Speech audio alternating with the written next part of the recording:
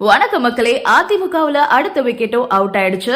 திமுகல இணைஞ்சிருக்காரு மாஜி எம்பி. அத பத்தி தான் இந்த வீடியோல பார்க்க போறோம்.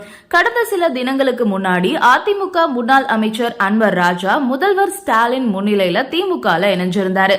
இந்த நிலையில அதிமுக அமைப்பு செயலாளரும் முன்னாள் எம்பியுமான மைத்ரேயன் மு.க. ஸ்டாலினின் முன்னிலையில திமுகவுல இப்போ இணைஞ்சிருக்காரு. ஒரே மாசத்துல அதிமுகவுல இருந்து திமுகவுல 3 பேர் இணைஞ்சிருக்காங்க அப்படின்றது குறிப்பிடத்தக்கது. 2026 சட்டமன்ற தேர்தலை முன்னிட்டு அதிமுக பொதுச் செயலாளரும் தமிழ்நாடு எதிர்க்கட்சி தலைவருமான எடப்பாடி பழனிசாமி மக்களை காப்போம், தமிழ்நாட்டை மீட்போம் அப்படின்னு தமிழ்நாடு முழுக்க பிரச்சார சுற்றுப்பயணத்தை தொடங்கி இருக்காரு.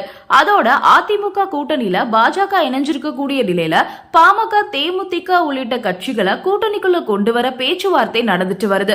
அதே நேரத்துல பாஜக கூட்டணியால கட்சியில உள்ள சில சீனியர் கடும் அதிருப்தியில இருக்கிறதா சொல்லப்படுது. குறிப்பா கடந்த 2021 சட்டமன்ற தேர்தலில் பாஜக கூட்டணியால வலுவா இருந்த தொகுதிகள்ல கூட பல முன்னாள் அமைச்சர்கள் தோல்வியை சந்திச்சிருக்காங்க. இதனையடுத்து அதிருப்தியில இருக்கக்கூடிய அவங்க வேறு கட்சிகளுக்கு தாவ திட்டமிட்டு வந்தாங்க. அந்த வகையில கடந்த சில தினங்களுக்கு முன்னாடி அதிமுக முன்னாள் அமைச்சரும் சிறுபான்மை தலைவர்களின் முக்கியமானவருமான அன்வர் ராஜா மிகுந்த அதிருப்தியில இருந்தாரு. அதோட சிறுபான்மை வாக்குகள் அதிமுகவுக்கு கிடைக்காது அப்படின்னு வெளிப்படையாவே பேசி வந்த நிலையில கடந்த சில தினங்களுக்கு முன்னாடி தமிழ்நாடு முதலமைச்சரும் திமுக தலைவருமான ஸ்டாலின் தலைமையில திமுகவில் இணைஞ்சிட்டாரு.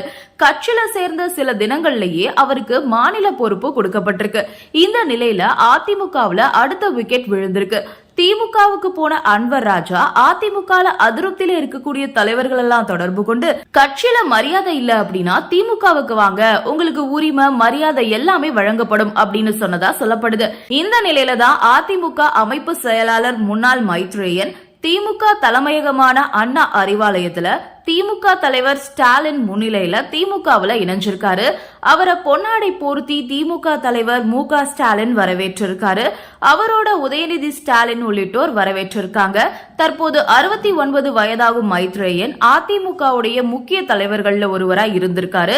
ஜெயலலிதாவின் நம்பிக்கைக்குரிய தளபதிகள்ல ஒருவராய் இருந்ததாலதான் அவரை டெல்லி அரசியலை கவனிச்சுக்க சொல்லி மாநிலங்களவை எம்பியா ஆக்குனாங்க ஜெயலலிதா. ஜெயலலிதாவோட மறைவுக்கு அப்புறமா எடப்பாடி பழனிசாமி மேல அதிருப்தியில இருந்த மைத்ரேயன் பாஜகவுல இணைஞ்சிட்டாரு. இந்த நிலையில திரும்பவும் அதிமுகவுல சேர்ந்த மைத்ரேயன் கட்சியுடைய அமைப்பு செயலாளர் நியமிக்கப்பட்டாரு. இந்த நிலையில தான் இவர் தற்போது திமுகவுல இணைஞ்சிருக்காரு.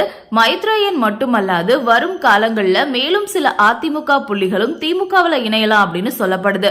சென்னையை சேர்ந்த ஒரு முன்னாள் அமைச்சர், வேலூரை சேர்ந்த ஒரு முன்னாள் அமைச்சர், அதோட 2 பெண் முன்னாள் அமைச்சர்கள் இப்படின்னு பல பேர்கிட்ட பேச்சுவார்த்தை நடந்து வரக்கூடிய நிலையில அதுக்கு முன்னோட்டமாகவே அன்வர் ராஜாவும் மைத்ரேயனும் அதிமுகவுல இணைய இருக்காங்க அப்படின்னு சொல்லி வராங்க திமுகவினர்.